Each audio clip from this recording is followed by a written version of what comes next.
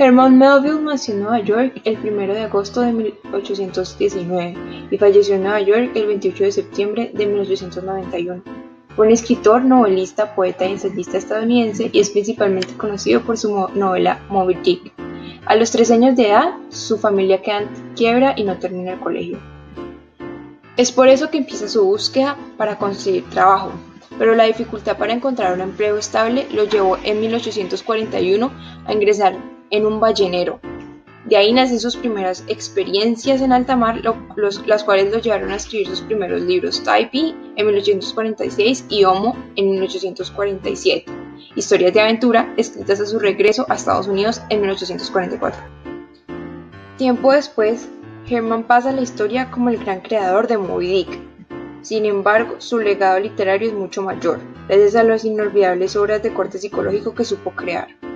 Aunque Herman no buscaba ser un literario de aventuras, fue reconocido por serlo, y hoy en día sigue siendo llamado un aventurero feliz. Como se menciona anteriormente, Moby Dick fue la obra que lo lanzó al estrellato, sin embargo no tuvo éxito hasta 30 años después de su muerte. Es una novela cargada de simbolismos y de reflexiones sobre el bien y el mal, la existencia de Dios y el lugar que cada uno tiene en el universo.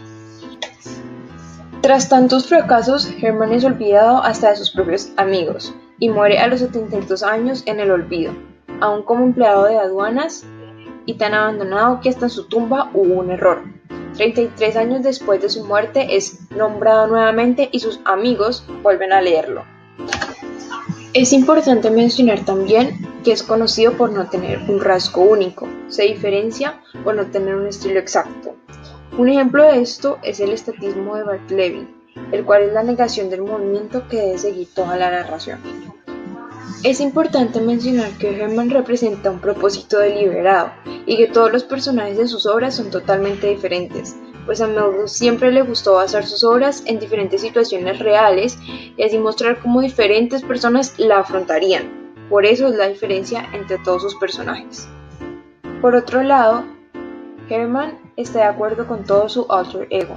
Un ejemplo de esto es Bartleby como abogado. Es importante resaltar que Melville es sincero en exceso y nunca se equivoca cuando piensa como narrador, ya que sus argumentos literarios son intachables, a diferencia de lo que pasa cuando piensa como filósofo. Es supremamente importante mencionar que Herman es también un experto en plantear paradojas y contradicciones lógicas. Un ejemplo de esto es Bartleby, ya que siendo fiel cumplidor del deber al mismo tiempo no lo es. Por paradoja, quien lo examine de realizar algunas tareas es aquel que se las solicita, pues Bartleby solo expresa su deseo condicional de no actuar. Se cree que Melville pudo haberse inspirado en parte en la obra de Ralph Waldo Emerson. Algunos críticos han señalado la existencia de paralelismos con el ensayo de Emerson, The Transcendentalist. También se ha sugerido la posibilidad de que Herman se hubiera inspirado en determinados conocidos suyos como George J. Adler o Ellie James, o en algunos lunáticos que frecuentaban Nueva York en los años 30, quien pudieron haber construido al personaje también. La única historia que escribió Herman en 1853, además de Bartleby, fue Cock a Doodle Doo, que comparte el mismo final que esta, la muerte por inanición. El comportamiento de Bartleby representa un enigma. Además, autores se inclinan a decir que el comportamiento de Bartleby es algún tipo de enfermedad, como esquizofrenia o autismo. Sin embargo, otras voces apuntan que no hay evidencias en el relato que muestre algún tipo de problema en el cerebro, sino que un daño en el alma. Una de las conexiones que tiene Herman y su libro El Escribiente es cuando él decide callar su voz literaria por un tiempo, al igual que lo hace Bartleby en su trabajo. De la misma manera que Herman se inspira a escribir sus libros de aventura por sus experiencias vividas, lo hace con El Escribiente, al ver casos de la vida real reflejados en diferentes personas. A mi modo de ver, una de las razones por la cual Herman escribe esta historia fue para de algún modo desahogarse, pues en estos momentos de su vida estaba pasando por un fracaso literario y esto se puede ver reflejado en Bartleby cuando no puede hablar, cuando no habla. El impacto que tuvo Bartleby el Escribiente ante la sociedad no fue positivo, ya que la obra no fue exitosa.